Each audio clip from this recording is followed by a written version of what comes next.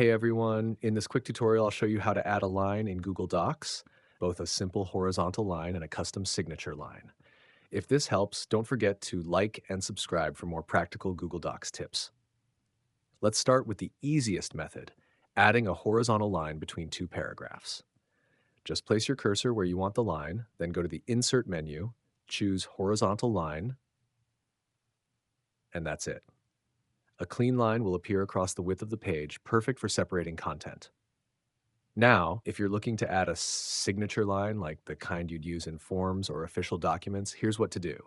Go to the Insert menu, then choose Drawing and click on Plus New.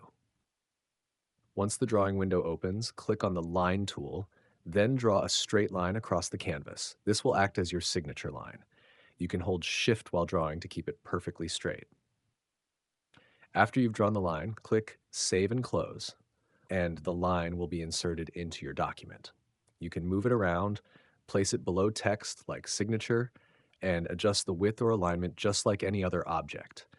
This method gives you more flexibility, especially when you're working on forms, contracts, or printable templates.